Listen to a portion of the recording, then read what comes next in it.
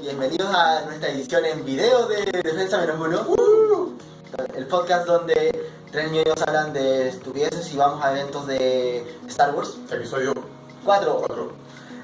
Sí, y primero en video, esto como les dijimos la semana anterior, es un nuevo experimento que queremos hacer porque principalmente motivado por el futuro posible cierre de SoundCloud y porque también queremos innovar con ideas nuevas y con otros formatos. Y si les gusta, bien, compártanos, denle like, reacciones, etc. Ya saben, yo no te creo.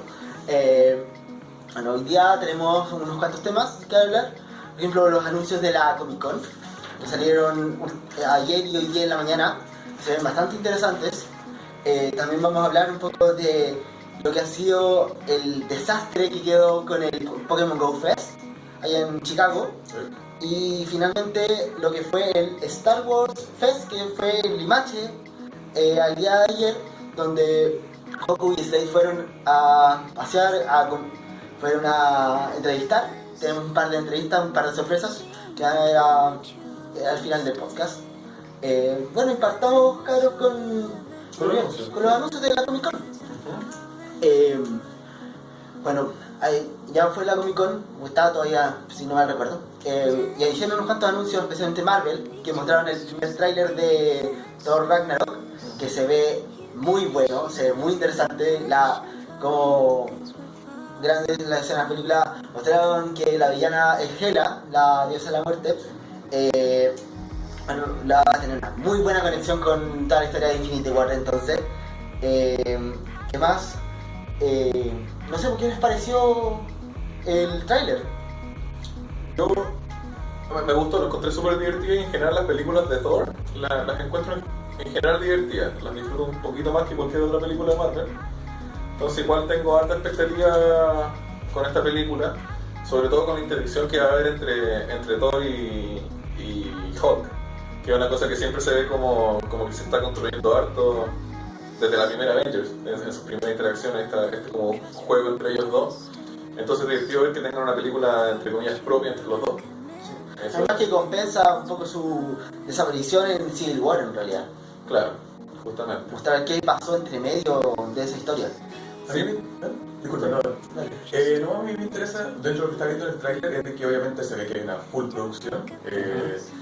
Me interesa, por ejemplo, ya que la película se llama Thor Ragnarok, de que cómo de hecho van a interpretar el mito de Ragnarok en sí, como ellos, dentro de la mitología nórdica, cómo se les pinta los tiempos. Sí, o sea, no creo que esperemos así que Odin muere. O sea, no, y que parezca ¿cómo hacer la interpretación? Eso es lo que claro, me interesa, sea, como con todo el play audiovisual, como si eso es lo que sí, no, la mitología de Ragnarok es una cuestión tremenda, es súper importante para la mitología nórdica. Entonces, claro, no creo que vayan a interpretarla de manera literal o muy fidedigna, pero... Lo que pasa es que en el cómic toma algunos detalles, pero también lo asocia dentro de lo que es en el universo Marvel y cómo se representa Asgard dentro del universo Marvel en general. Claro, en Marvel lo que hacen mucho es como dar una explicación al Asgard, como hacen en la primera película de Thor, donde él explica que al final la magia y la ciencia son prácticamente lo mismo.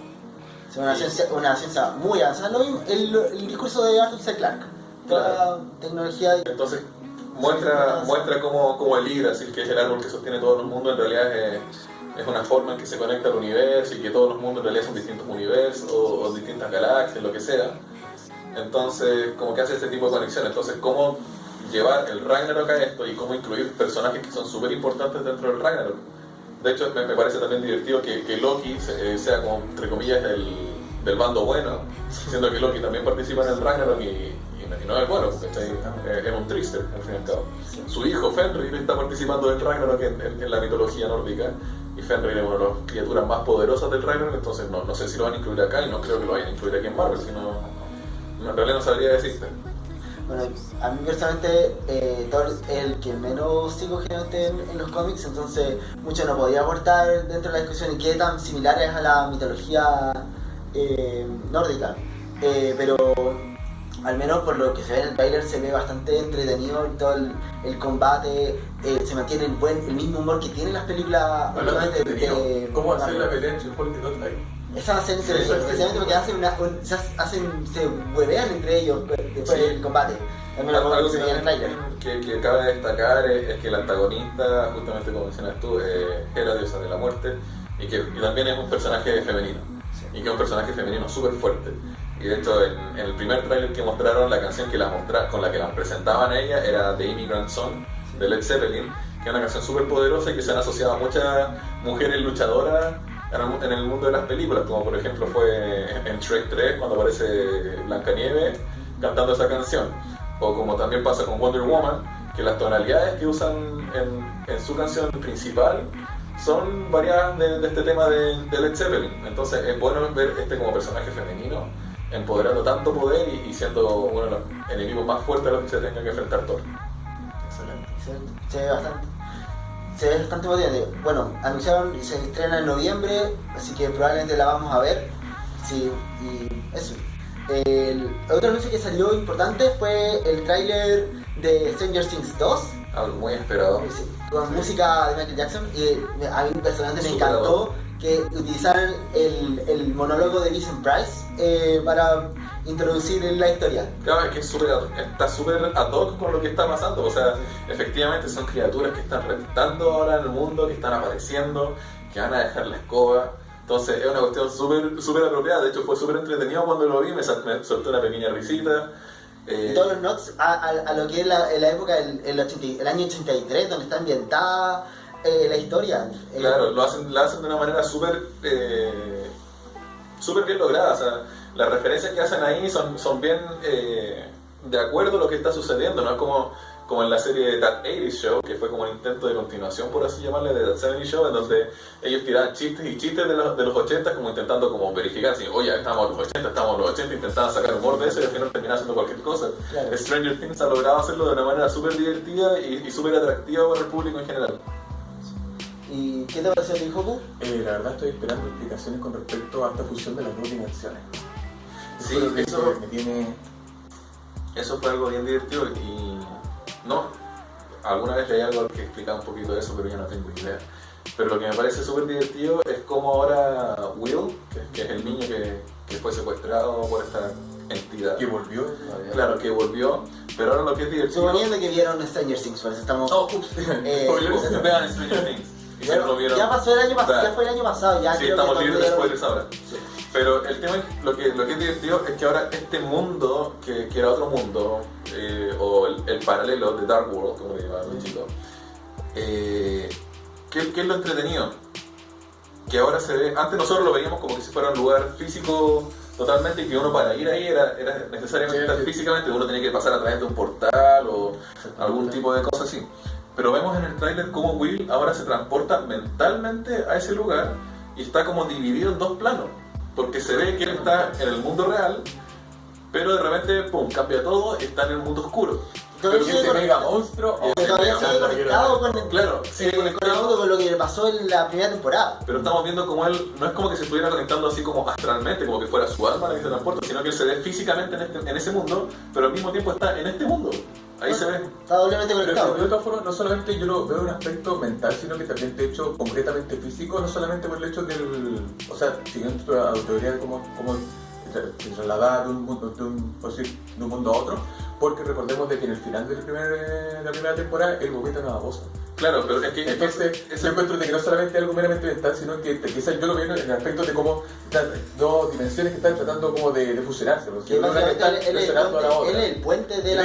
Sí, pues, claro, es como el avatar es como el avatar de ese mundo, que une el mundo espiritual con el terrenal. Pero sí, pues eso es lo divertido. Y esa como lo que mostraron al final, este que vomita, entonces muestra que él está ligado ya de alguna manera. ¿Qué cosa nos va a explicar en esta nueva temporada? Claro, eso va a ser lo divertido. Y también lo otro que es súper importante es el regreso de Elle. Sí. Porque, o sea, ¿qué pasó con ella? Nosotros no supimos más de ella, aparte de este como pequeño guiño donde parecía el policía, donde le dejaban los guardias. Entonces ella está todavía ahí, él está consciente que ella está, porque lo hacía, sí, ¿qué va a pasar?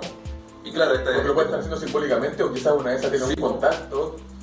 Wow. Entonces, y como renacer de ella, donde se muestra en la pared del colegio, donde saca su mano. Esto parecía muy así como casi como el nacimiento de Neo en Matrix cuando sale el mundo real. De hecho, por toda esa como... esa como baba que le sale de la mano, eso como que me recordó mucho Matrix. Entonces como renacer de él, o qué es lo que va a pasar, eso es como lo que me tiene bien intrigado. O sea, es una serie muy bien lograda, muy entretenida, así que... Se nota que la hacen con cariño. Eso sí.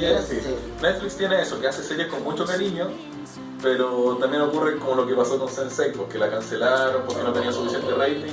Es que lo que hace, no, es que en parte es que tiene No buen fuimos por rating, ese lado, pero el tema de Sense8 es que es muy cara de hacer, piensa que puede tener mucho rating. Es una serie fast, una serie que tiene presupuesto de película. American Airlines estuvo contento con esa serie. Ahora no voy a decir yo, así como el disclaimer, que no estoy de acuerdo con el retorno de Sense8, no digo Sense8, pero yo creo que se lo comenté a Kogu la semana pasada, que le dije que hacer este como retorno de Sense8 para terminarla, así como por la presión de los fans, es como volver con el ex. Como que va a sonar súper bien al principio, como que va a sonar es un beneficio que muchas series no tienen. Por ejemplo, el caso de Firefly. Sí. Los fans pidieron y les costó caleta y hicieron Serenity. Pero les costó caleta. Aquí los fans presionaron para que, porque igual, el problema de la segunda temporada es que termina con un cliffhanger. Es que porque todo el mundo pensaba de que iban a dar una tercera temporada y Netflix la cancela y todos quedan como, ¿qué va a pasar acá? ¿Qué va a pasar con la historia? No estás hablando derechamente como fan. Eso No, es porque lo que hablando directamente como fan. Pero de todas maneras siento que de alguna manera Netflix va a intentar hacer ya un final de Sense8 con esta como película, por super capítulo que quieren Película hacer. de ahora. Claro. Pero siento que lo van a hacer de alguna manera, no va a ser lo suficientemente satisfactorio, y lo digo así pensando en los fans también, porque va a ser algo que va a firmar Netflix así como, ya saqué, hagamos esto, saquémonos el cacho. No, claro. Pero siento como que va a ser más un poquito así, entonces quizás va a ser un poquito decepcionante en ese sentido. Entonces, quizás Sense8 pudo haber sido en el romanticismo onírico de decir qué habría sido, en vez de llegar a un final y decir, Porque al menos va a poder cerrar la historia, aunque sea, que es lo mínimo que estamos pidiendo. Porque ya el mundo no lo podían completamente cerrar, explicarlo completamente, pero al menos vamos a tener un closure. Sí, exactamente. Bueno, ahora una cuestión así como no pasó con Héroes. Héroes técnicamente, también pasó. Héroes la cancelaron, después sacaron como una serie como una serie alternativa, pero no mantenían los personajes originales. El único creo que mantuvieron era como al papá de Claire, la niña que se regeneraba. Creo que fue lo único que lograron mantener, pero todos los otros personajes desaparecieron y se perdieron todos los personajes buenos. A mí me resultó una cuestión, una serie muy buena que lamentablemente no le dieron un buen final, que fue Jericho. No sé si usted Nunca la vi. Yo la tengo todavía en mis pendientes y no la he podido ver. La forma en cómo se aborda este ataque terrorista con más de los bombas nucleares en Estados Unidos y cómo técnicamente, spoiler porque al fin y al cabo, cómo se quiebra Estados Unidos en sí que terminó de una forma tan buena, pero lamentablemente no, también hubo presupuesto y los fans quedaron. Entonces ese es el problema, que te quizás independiente de cómo vaya a terminar, es que necesita tener un cierre. Claro. Ese es el problema, quizás obviamente eso es lo que más agradece desde el punto de vista de un fan. Sí. Bueno, hay que retornar al tema de los anuncios de la Comic Con, porque de Netflix podríamos hablar más. Y de hecho vamos a tener que hablar un poco de antes de Netflix por otro tema, pero también salió el tráiler de Ready Player One. Sí. Esa carta de amor a la cultura pop que es el libro, y que el 2018 sale la película dirigida por Steven Spielberg. Si no me recuerdo si era el director o productor, pero tiene un cargo muy bueno. Y se nota su mano. La película se ve bastante llamativa. Yo personalmente estoy muy desconectado porque, mirarlo, ese es como el libro del millennial clásico, también es como el libro de ciencia ficción del millennial actual. Para nosotros, cuando éramos jóvenes, era, no sé, Harry Potter. Claro. Aquí en esta película yo todavía no conozco, no había estado tan al tanto ni de la película ni del libro.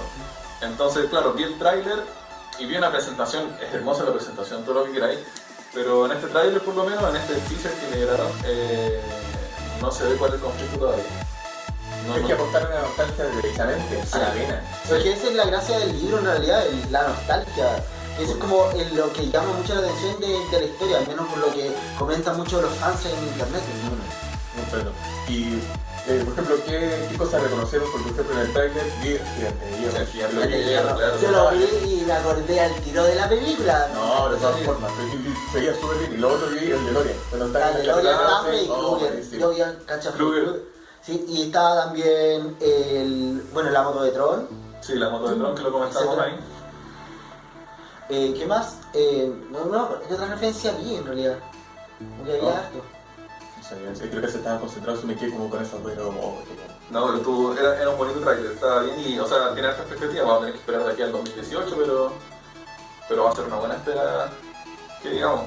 Y hablando del 2018, otra película que también va a salir en 2018, una película que muchos fans están esperando y que yo personalmente estaba esperando, Pacific Rim. Casi. Pacific Rim, que ha sido... Ese teaser que presentaron también. Es que, mira, Pacific Rim es una película... No sé, yo la encontré súper buena. Espera, Control de Recampo. ¿Ah? Control de Recampo. Es una película muy entretenida, es muy bien... O sea, quizás los actores no son los mejores del mundo, aparte de, no sé, por Idris Elba. Y John Boyega, que va a estar ahora. Y John Boyega, que va a estar ahora, pero... Pacific Rim es una película muy divertida, muy atractiva, el uso de los Jaeger, este planteamiento que hacía Pacific Rim del uso de los Jaeger, donde tenían que ser utilizados por dos personas y que tenían este puente que los conectaba y se volvía algo mucho más íntimo, no solamente ir y manejar el mecha. Eso es lo que encontraba súper entretenido y claro, terminó la primera Pacific Rim y terminó súper cerradita. No hicieron ningún cliffhanger ni nada que dijera que, oye, sabes que va a haber nada. Pero igual la gente tenía una dos, yo estaba esperando hoy. Que es una buena película, está muy bien construida, una historia muy interesante que el mundo tú lo puedes explorar mucho más allá de la historia del conflicto entre los Jaeger y los Kaiju. Sí, pero esa es la cuestión que después empezaron a salir rumores, va a salir una Pacific Rim 2. La que estaba huellando, y después, no, sé que no va a salir nada, se canceló el proyecto. Y después, no, sé que igual voy a intentar hacer, claro, el director está diciendo voy a hacer el esfuerzo para sacarla. Pero después, no, sé que se murió.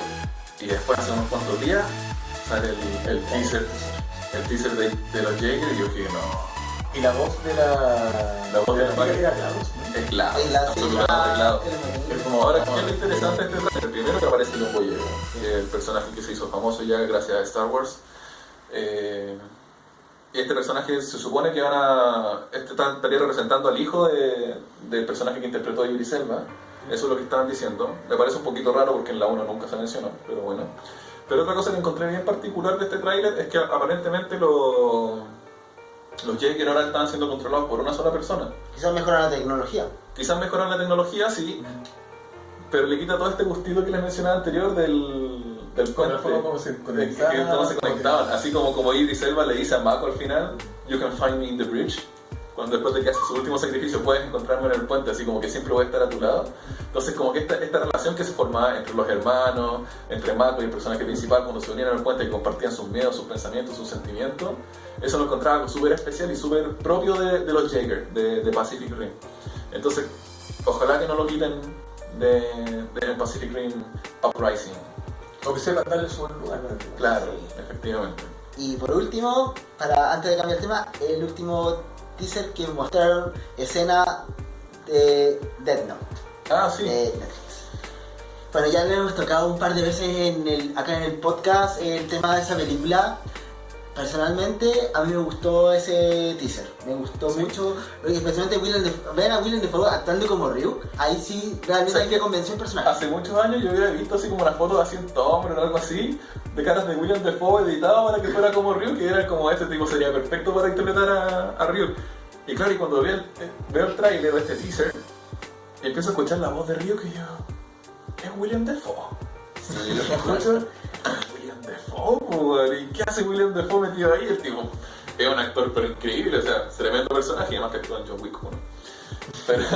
es muy fanático de John Wick, así que nos tiene... De hecho nos metió... Y tú todavía estoy enojado contigo porque no me dijiste al lado.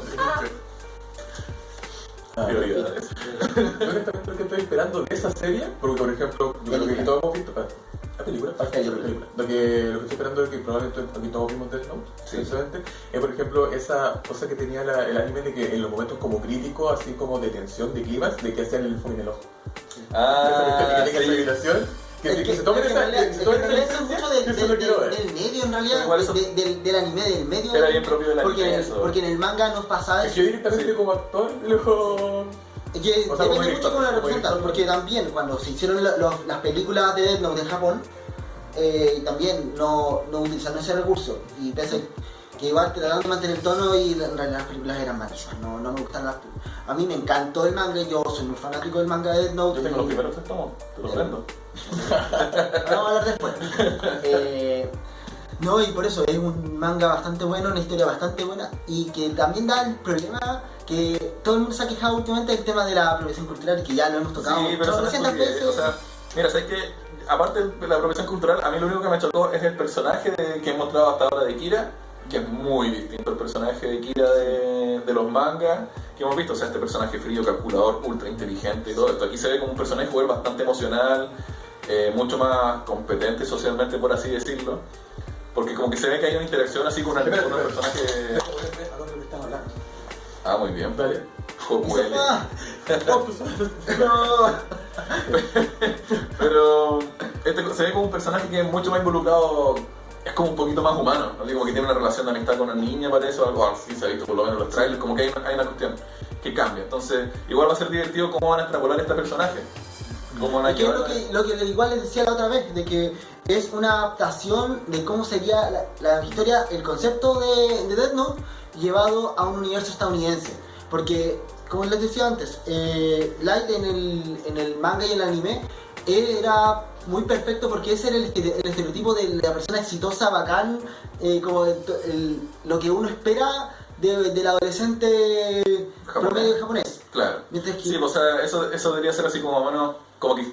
No, o sea, eso era la disonancia que fue al final era un villano terrible y de hecho Oba y Obata, si no me típico que estoy pronunciando mal los nombres, dijeron de que al final Light no era él no cambió, él solo mostró su cara real, su identidad real cuando yo quiero ver esa transformación o sea, cuando veamos la película. ver más como una transformación que como una revelación de... No, más una revelación en realidad, que se mantenga esa revelación más allá de que haya una transformación de una persona buena, o al menos que se ve. Claro, o sea, no es como lo que pasa por ejemplo en Breaking Bad, donde vemos el personaje de Walter White, así que es un tipo tímido, dejado a llevar, un profesor nomás, y como que se ve así como súper abatido por la vida nomás, y después se transforma en este personaje que ya es, o sea, cuando él se asocia al nombre de Heisenberg, que es este personaje ya es el tipo frío, calculador, malo. Claro. Entonces no, tú decís que Kira que es un personaje que en realidad siempre ha sido malo, pero su verdadero ser se revela con la anime. Por eso, esa es la idea, el mostrar el verdadero yo. Claro.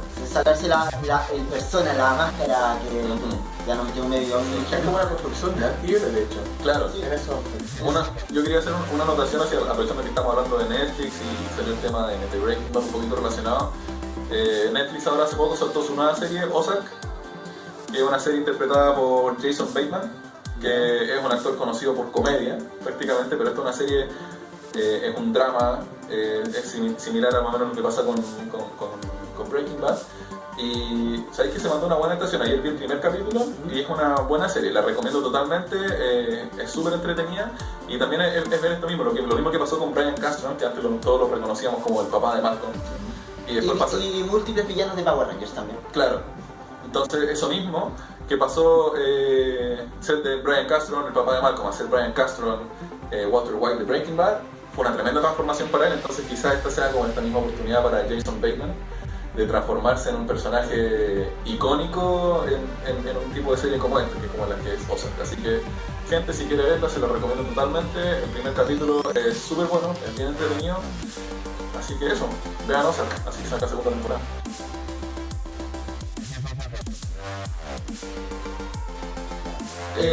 Bueno, ¿Quién habla ahora? ¿Ustedes querían ponerse en la profunda? en la profunda. No, bueno, no, ¿te puedo echar una ronda? Después voy a poner Pokémon Go.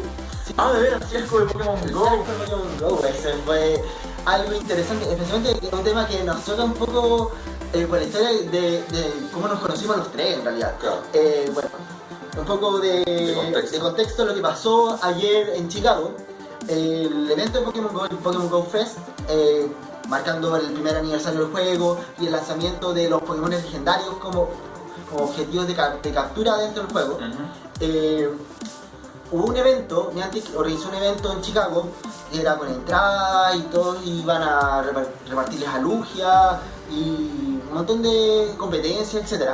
Y por la masividad que fue el evento, hubo un severo desastre, muchas largas esperas, problemas de conectividad, se les caía la red, los servidores se cayeron, los servidores de Niantic. Qué raro. Qué raro. Después vamos a comentar un poco ese tema. Y al final la gente toda decepcionada, criticando en internet todo para variar, porque el típico fan de Pokémon no hay forma de complacerlo. Sí, es verdad. Y al final, bueno, John Hanke, el creador, el CEO de Niantic, apareció como dando disculpas y lo abucharon en el evento, y quedó la cagada y básicamente al final Niantic a los asistentes les va a devolver la plata y les regaló $100 en Pokémonedas para comprar ítems en el juego. Y también repartió a Lugia a todos los asistentes del evento gratis y se liberaron. Articuno y Lugia con 0.2% de capturas. Es como muy difícil de capturar, pero eso le agrega el desafío de... ¿Se acuerdan del Pokémon Rojo Fuego con todas esas ediciones cuando iba a capturar a Mewtwo? ¿Sí? Y llevaban como 100 Pokébolas. Y andar, Más o menos. Pero, y de hecho también los data miners mostraron también cuánto es la tasa de captura y de escape de los legendarios. El único que como que no tiene datos es Celebi. Celebi. Sí, el único que no tiene datos, pero todos los demás tienen datos de captura, así que probablemente salgan pronto los otros. A mí me sería interesante para los que juegan todavía Pokémon GO. Oigan, tampoco desprecian si igual hay mucha gente que juega todavía el juego. De hecho, a mí me invitaron caleta al evento, las versiones de acá de Valparaíso que están organizando los fans. Pero independiente que estemos hablando con respecto ya de lo que fue Pokémon GO, porque ya quedamos claros de que fue como en teoría el fracaso.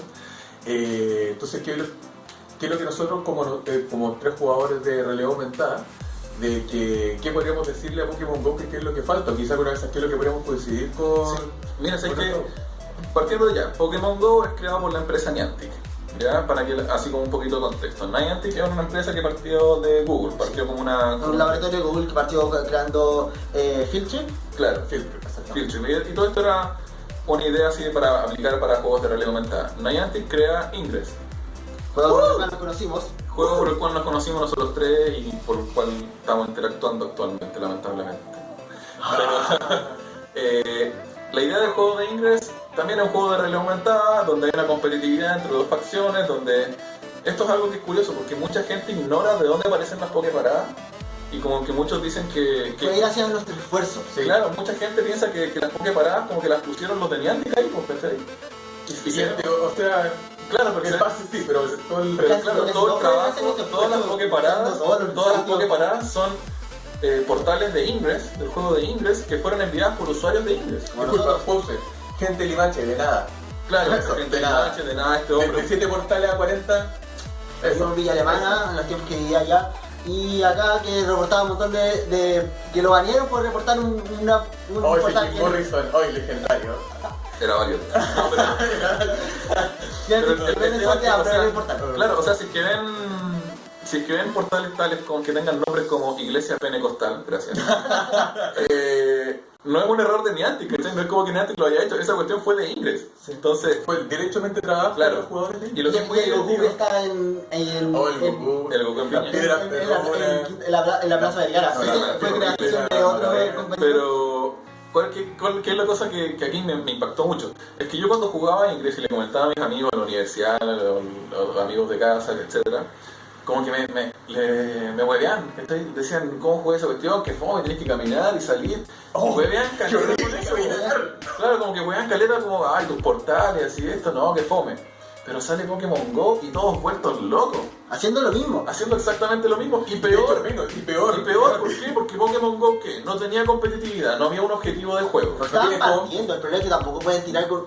¿Recuerdan igual la historia de cómo Niantic estaba a punto de quebrar? Porque Google le había quitado el financiamiento. Sí. Y Nintendo lo salvó y por eso salió Pokémon GO al final. Pero es que tampoco pueden ser un juego tan malo. Porque no pueden. ¿Cómo balanceas? Porque si quieres desarrollar un juego al nivel de ya los 3 años de desarrollo que lleva Ingress, al tiro ya lo Pokémon GO es pero muy difícil. Es más o menos lo que hizo Capcom con Street Fighter V, ¿cachai? Que Capcom liberó Street Fighter V y yo soy un fan de Street Fighter. Entonces liberó Street Fighter 5 y lo liberó incompleto, pues entonces lo liberó así como solamente para que la gente comprara el anticipado, para que comprara, y después con el tiempo ya vamos a meter. Entonces estamos esperando los DLC de Pokémon GO. Claro, estamos viviendo en una era de DLCs para juegos de teléfono móvil. Pero si lo mismo ya pasó cuando partimos con Ingress y... recuerden, No, Ingress pero cuando partió pero- en un no, juego voy a completamente distinto a como Pero es es que Ingress ahora. es distinto, ya estamos poniéndonos super fanboys de Ingress, pero es que en Ingress es distinto porque en Ingress estaba captada esta competitividad. Antes no se notaba tanto porque en Ingress antes el puntaje, el único que valía era el puntaje global.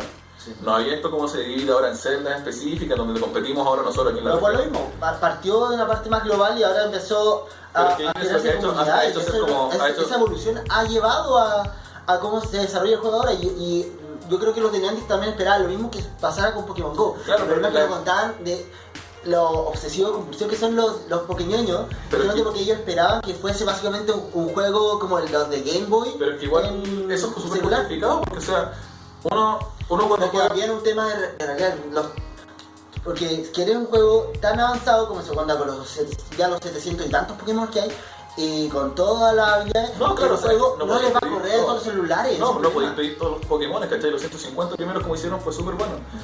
Pero uno como jugador de Pokémon, y yo creo que van a compartir conmigo esto la mayoría, es que uno espera las cosas principales de Pokémon. Uno, ya, salir a investigar y recorrer cómo se hacen los juegos. Ya, check. Segundo, El audio y listo. Está corrigiendo los detalles, po. Ya. Disculpen, tuvimos un pequeño problema técnico porque como somos un podcast demasiado artesanal, porque pobreza, Vino el espíritu de John Hanke y lo cortó el video. claro, eso es todo culpa de Ingress. de Google. No, ya no de Google, De porque Google, de Niantic. tenía el Niantic vino a quitarnos la regla. Ven, es culpa de la resistencia. Malditos pitufos. Bueno, entonces, ya yo estaba haciendo una lista de cosas diciendo que eran las como principales de Pokémon, ¿no es cierto? Que eran como lo que uno esperaba para el juego Pokémon así de realidad aumentada, que era lo que hemos dicho de salir a investigar al mundo, conocer lugares nuevos, todo ese tipo de cosas. Lo segundo que era capturar Pokémon, que en Pokémon GO igual la manera en que se logra es como igual media pobre, que esto simplemente ir a tirar la Pokébola nomás, tirarle comida al Pokémon. Y lo último que creo que es lo más importante eran las luchas Pokémon, ¿no es cierto? Sí, pero es que igual es difícil, como Diego diciendo, no es difícil llegar a implementar algo tan... Sí, pero o sea, de aquí nace el tema que hablamos cuando se cortó el video, que yo cuando era chico yo tenía el Digivice, que me lo regalaron hace 15 años más o menos, el Digivice así este que eran 8 bits más o menos. Era un Tamagotchi. Y yo tenía mi Tamagotchi de Digimon, que no me acuerdo ya qué Digimon era, pero la gracia era que yo podía salir a caminar y cuando caminaba era un aparato, tenía un sistema mecánico para detectar cuando caminaba.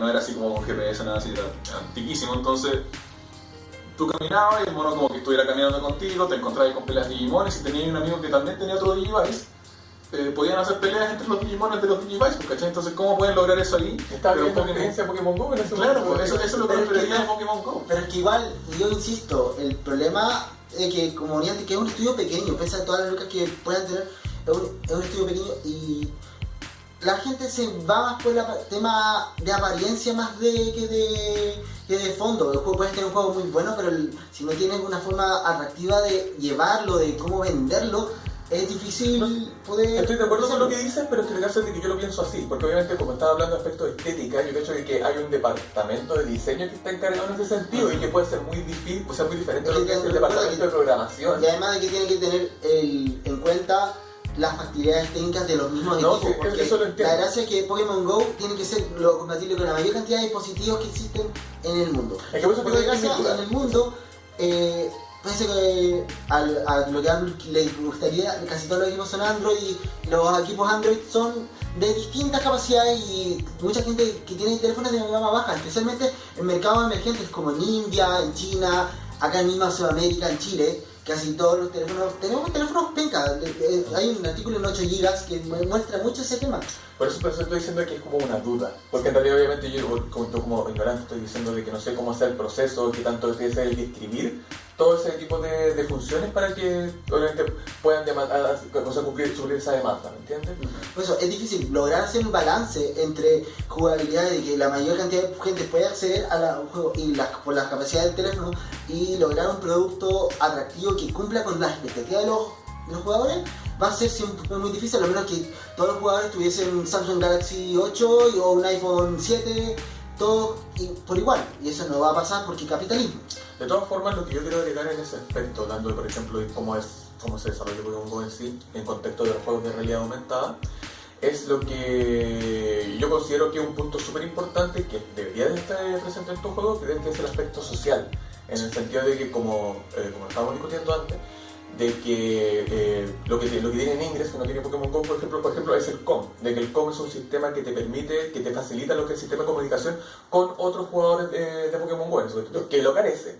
Pero el problema es que, a diferencia de Ingress, la idea del juego es que casi son como un poco más agentes secretos y que existe esa cierta complicidad de entre equipos y los equipos contrarios. Ahí se justifica tener más un com, más que en Pokémon, que ahí requieres un poco más de interacción social, como uno va caminando, bueno, y si en el caso de que vienen las peleas, como... Es que ese es el asunto, o sea, sería... ¿cómo te encontrás con alguien que está jugando Pokémon GO? Es como que tienes que estar sapeando el celular. O sea, yo me meto jugando Pokémon, está caminando con el teléfono y yo digo, estará jugando Pokémon ahí.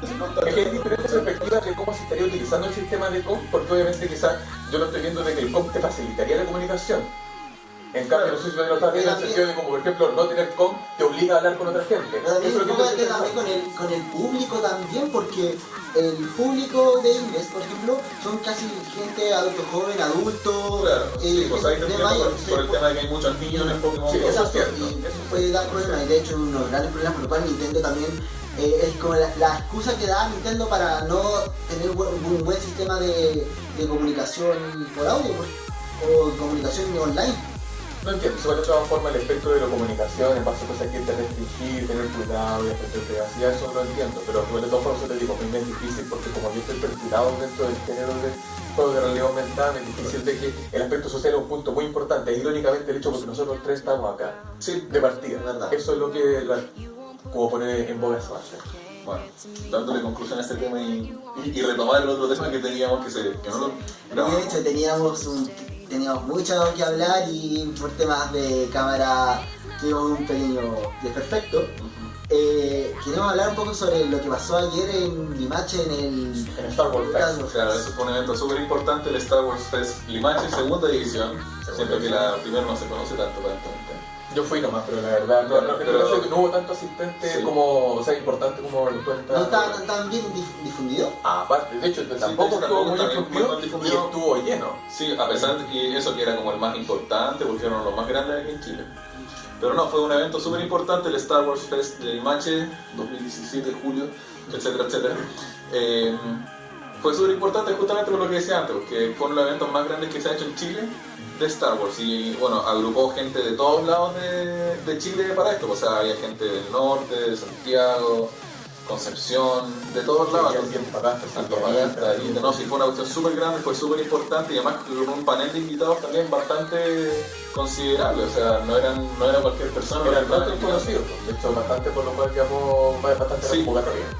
De hecho, el hecho que hayan incluido a Verónica Suárez, Segura, Verónica Segura, Verónica Segura. Verónica Segura, Y que apareció en una escena Era parte del tour de la... ella fue actriz mexicana, la primera actriz mexicana, ya que estaban diciendo que Diego era el primero que aparecía en Rogue One.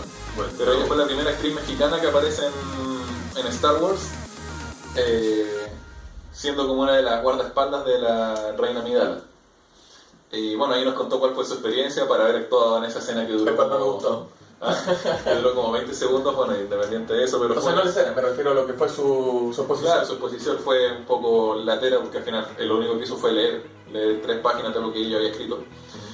Pero de todas maneras era una persona súper simpática, súper agradable y nos contó también cómo fue su experiencia de conocer a George Lucas, a Natalie Portman, a todos los otros participantes del plantel de Star Wars, que fue súper divertido. Bueno, y aparte de ellos teníamos otros invitados también que fueron súper relevantes para este gran evento. Exactamente. Sí, Lo obviamente. que pasa es que se habló mucho del tema del libro por la razón de la fuerza. No necesariamente, es que lo que hace te explico. Lo que hace es de que Bueno, bueno, era por sí, el punto fuerte del... A mí me parece el punto fuerte del evento fue de hecho la conferencia en el auditorio, de que se hablaron montones posiblemente relacionados O con sea, Star Wars. no fue como el gran fuerte, sino que también estaban todos los stars. No, claro, pero es que yo, no sé, eso, sin ánimo de bajarle el perfil, honestamente. Es que lo voy a estar hablando de forma muy personal. El detalle está evidente, sí, porque hubieron rostros importantes en exposiciones prácticamente. De lo que, por ejemplo, me voy a referir ahora, inicialmente va a ser, por ejemplo, de las conferencias que fueron de la experiencia Star Wars. Y en esto hubieron dos exponentes, que uno de ellos fue ambos escritores, uno es Francisco Ortega y el otro es Jorge Baradit. Que es obviamente donde voy a detener un poco más, pero ya. Entonces la cosa pasa de que dentro de todas las exposiciones que se hicieron, porque obviamente después de esta exposición estuvo la otra, que la cual estuvo la actriz y Gonzalo Frías. De Séptimo Vicio. Y fue el desastre más épico de nuestra corta experiencia de podcast. O sea, obviamente sí, o sea, se explica el hecho de que obviamente yo no soy ni relacionador público ni periodista, no tengo cero experiencia y yo fui que lancé. Además que tenemos muy bajo presupuesto, como lo ven ahora. Muy bajo por decir inexistente. En todo caso. Bueno, pero logramos entrevistarlo y nos dio respondió unas cuantas preguntas que teníamos sobre su experiencia. Y bueno, sí, pero ya voy a pasar a eso. De hecho, aquí podemos perfectamente mostrar ahora. ¿Me quieren mostrar ahora? Sí, ya, entonces. Veámoslo ahora, veanlo. ¿Cómo está ahí? Primero, soy Francisco. En primer lugar, como limachino, te doy la bienvenida aquí a Limache. Gracias por esperarme, porque estuvimos ahí harto rato tratando de hacerlo, pero... Lo disfruté a concha tu... Bacán. Porque tengo que más encima también, yo pero... por eso, reitero mi agradecimiento. Como limachino, te doy la bienvenida a Limache, en primer lugar. Y segundo, como productor de podcast de defensa número 1, te quiero agradecer por esta instancia. Te hacer unas preguntas, ojalá. Dale. La primera, en sí, Saca tu sable. ¿cómo ha sido tu experiencia? Saca tu sable lazo. ¿Cómo ha sido tu experiencia por el momento aquí de lo que has podido haber hecho en este Star Wars Fest? Maravilloso. Es una experiencia inolvidable para mí. ¿Sí? En realidad, lo explicaba un poco anteriormente. Yo vengo de Las Cruces, Litoral Central, ahí nací, me crié, sé lo que cuesta ir al cine allá. Había un cine anteriormente que era el Rex de Yoyeo, pero actualmente tú allá no encontráis ni cine en San Antonio, salvo que haya la Corporación Cultural de San Antonio, tampoco hay librería en San Antonio, sé lo que cuesta.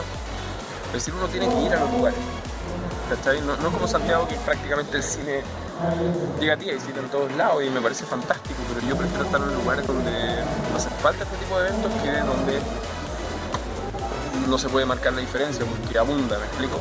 Es como, por eso en parte, formar parte de este evento en Limache, agradezco mucho la organización,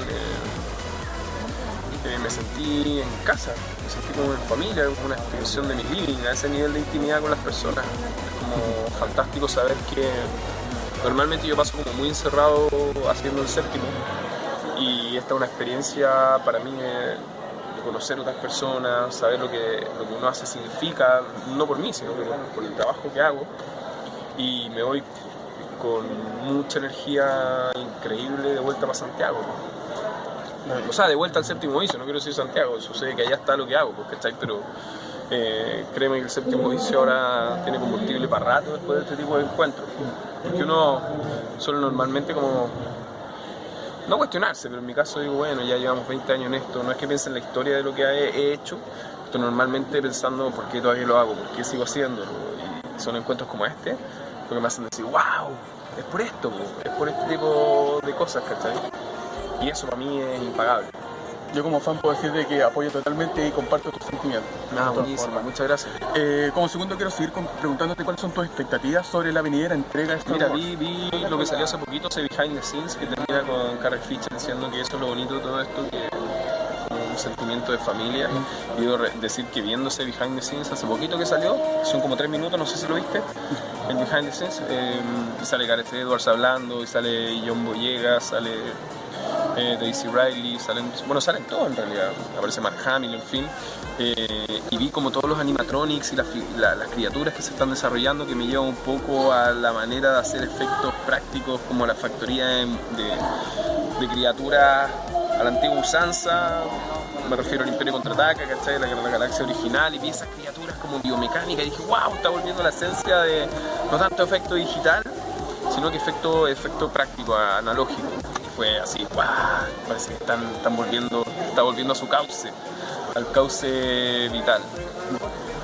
Disculpa, para hacerlo un poco más corto, ahora en este momento en el auditorio tuvimos un pequeño gusto de lo que fue el Séptimo Vicio, para los que obviamente ahora no pudimos ver. Traté de hacer como un Séptimo Vicio en vivo. De todas formas resultó, pero... No, estuvo buenísimo, ¿no? A ver. Lo disfruté a concha. De todas formas quiero decirte que igual de todas formas me gustaría de que también aquí hablar un poco de, por ejemplo, cómo tú llegaste a conocer el universo de Star Wars y en sí también cómo fue tu experiencia como la primera película, como nos estabas contando. Sí, lo conté, es decir, supe en Las Cruces, teniendo 6, 7 años, que existía algo llamado el Imperio Contraataca y que todo el mundo estaba desatado una euforia con respecto a la Guerra de la Galaxia. Yo por entonces tenía 7, 8 años, más o menos, y tuve que viajar. La primera película que vi en cine fue el Imperio Contraataca, después tuve que conseguirme en Betamax por esa época la Guerra de la Galaxia, y después vi en cine nuevamente El Regreso del Jedi. Entonces mi primera experiencia con ese universo fue con mi viejo, partiendo de Las Cruces, que queda en el litoral, al lado de Cartagena, el Quisco, el Tao, camino a Santiago, porque nuevamente la lejanía de la cultura estaba súper patente desde entonces,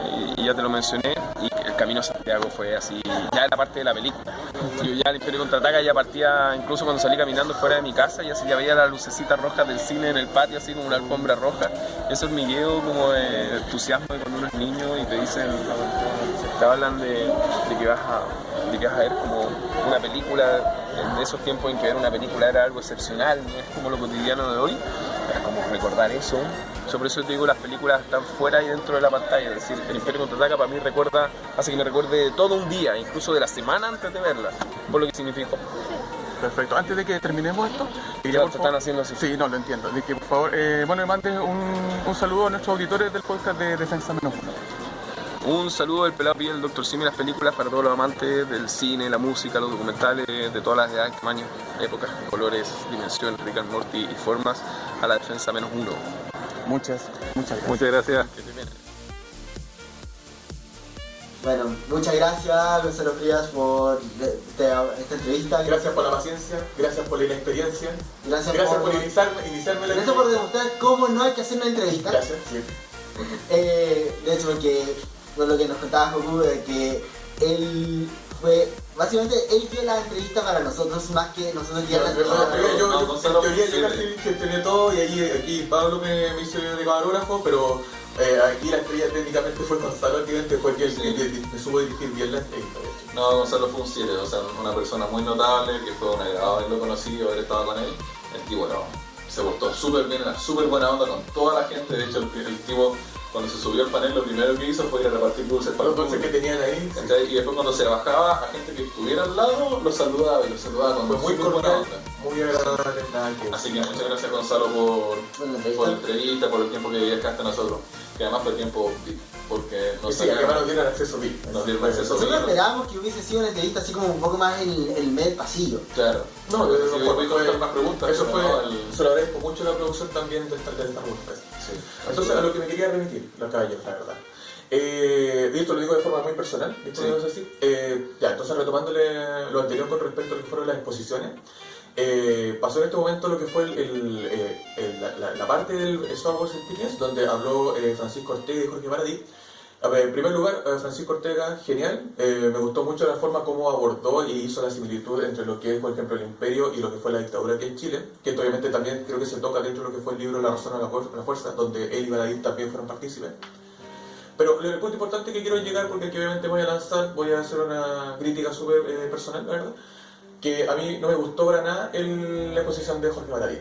De partida porque, la idea principal es que su exposición, la mitad, la destinó a Star Trek.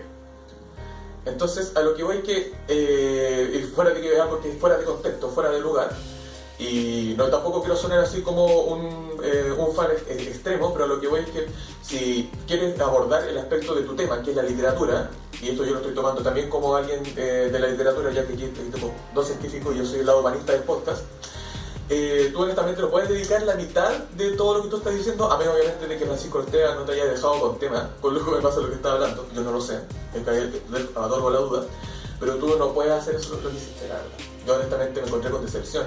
Yo en un punto quería gritar, por favor bajen al Trekkie, definitivamente, porque, a ver, ¿cómo te lo explico? No sé lo que tú quisiste abordar con el aspecto del mito del pionero, esa relación de cómo se abordan esos mitos en diferentes partes del mundo, pero eso le pertenece a Star Trek, Y no entiendo por qué hiciste esa relación con Star Wars, la verdad, no entiendo. Porque ya en el caso de Star Wars es el mito del héroe. No, el mito del héroe, no, sí, también lo habló, pero es que ese es el problema, se concentró tanto en ese aspecto, en eso como figura literaria, de que, no, o sea, yo encuentro de que fuera desubicada, la verdad, encuentro Claro, de que, que a mí me dio lata de que se pusiera como en la disposición de decir de que un punto de su argumento dijo, en algún punto íbamos a hablar de Star Trek. Y eso Sí, es por como eso, justamente es evitable, o sea... Y es precisamente lo que yo te decía antes, de que para ahí el problema es que manejan muchos temas de una manera tan superficial y se juran con un poco más expertos y al final caen en esos problemas de cómo se presentan. Es lo mismo cuando hace la dada historiador, cuando contar su historia, en el caso de Historia Secreta de Chile. Sí, maneja, pero la maneja dentro de la superficialidad. No se puede quererse como tan experto en tocar y al final termina cayendo en estos problemas al final. Tenemos personas que nos damos cuenta de lo que O sea, igual volviendo al tema del Star Wars Fest y de su participación ahí, estamos hablando de un evento de Star Wars, o sea, una de las sagas más grandes de la historia, como decían ahí. Y siempre existió esta como pseudo rivalidad entre los fans de Star Trek y los fans de Star Wars. Entonces, bueno, claro, hay mucha gente también que tiene una gran pasión por los dos y que les encantan los dos, pero siempre se ha distinguido esta rivalidad entre Star Trek y Star Wars. Entonces que llegue una persona que supone que viene a hablar de Star Wars y se dedique un 50-60% de su presentación a hablar de Star Trek, igual es como raro. O sea, Y es molesto también para los fans más... claro, porque no van a eso. No van a eso. no, pues no van a escuchar de Star Trek, pues van a escuchar de Star Wars. Y cómo se relaciona Star Wars, porque hay mucha gente, como mencionaba también Gonzalo, muchos relacionan a Star Wars con su día diario, o sea, su forma de vida, entonces... Que es como más o menos como trata el libro en realidad, También. no recuerdo. Yo no lo decía en el contexto de como creerme mejor que Baradit, la verdad, porque obviamente no voy a compararme con que sabe también el nivel literario que lo tiene en comparación al que yo tengo. Entonces, Pero- me sobrevalorado, así que No, perfectamente podemos comparar. Pero de todas formas, por eso, quisiera cerrar la idea más que nada porque obviamente quisiera incluso dirigirme a Baradit, que obviamente yo sé que quizás no escucha el podcast. No, Quizás. no que lo haga, quizás, la verdad. Si lo hace, perdón, pero es nuestra opinión. Sí, una opinión, y obviamente Yo no tengo bien ninguna humilde opinión dentro de alguien humanista, pero solamente puedo decir de que en realidad no estuve contento con su exposición, la verdad, e incluso le quiero instar a que si se crea una nueva Star Wars Fest y es invitado, si es que va a hacer lo mismo que hizo en esta ocasión, le preferiría mejor que no venga, así de simple. Mejor. Así de simple. Eso. Terminamos. Es que en realidad más o menos eso es lo que teníamos de temática. Así como para finalizar. ¿Ustedes recomendarían ir para la siguiente Star Wars Fest? De que no pude por temas personales. Fuera de, o sea, a pesar de todo lo que se ha comentado, dentro de una perspectiva holística, el evento funcionó. Sí, La absolutamente. gente estuvo contenta, hubo de todo prácticamente desde Coldplay, desde evento, obviamente. Bueno, por fuente conocida dentro de la mediática Star Wars, y independiente de que el recinto no haya dado abasto, aún así obviamente se cumplieron las metas, me atrevería a decir. Sí, no, sí, el evento fue súper entretenido, fue súper bien logrado. Claro, como dice Joku, lo único problemático es que el evento, el lugar está llenísimo, o sea, era muy difícil moverse entre los lugares, ir a ver los stands con tranquilidad. Entonces ese fue como el gran problema, pero así de que no se haya logrado por culpa de eso, como que eso haya sido un impedimento para poder disfrutarlo, no, al contrario. Fue súper divertido los cosplays, ver los concursos, los stands que estaban súper bien logrados, o sea, stands de todo lo que buscar, se llamarían stands de sables láser, stands de cómics y reliquias de Star Wars, stands de figuras, muñecos, de figuras de Lego. Los displays de Lego. Eso era increíble. El de la batalla de Estuvo súper Hot, pero hermosísimo. No. Ahí lo más tiene imperial y todo, ¿no? Sí, nos Buenísimo. estuvo súper bien, así que si es que llega otro... O sea, primero, que haya otro Star Wars Fest, sí, ok, check. Pero segundo, que sea en un lugar que no sea Santiago.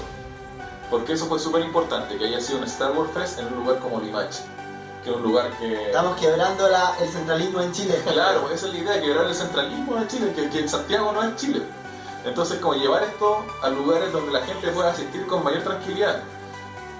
Y entonces esto va a crear diversidad y va a crear que mucha gente también pueda participar, o sea, porque muchas veces gente se priva de ir porque está lejos, porque está en Santiago y Santiago es un cacho de Santiago. Entonces, claro, que se vengan a Limache, que vengan a Viña, no sé, pues cosas por el estilo. O sea, Limache no es un lugar así como... Es un pueblo, Es un lugar de aquí por la quinta región y que se haya hecho el mayor fest de Star Wars en Chile, que haya sido allá, es una cuestión increíble. Y ojalá que se repita y que siga siendo así. Y agradezco obviamente también a la comunidad de Star Wars, que de hecho fue el que me permitió tener esta entrevista con Gonzalo. Así es. Y también agradecerle por el evento, cuanto hecho. Fuera de los detalles, todo muy bueno.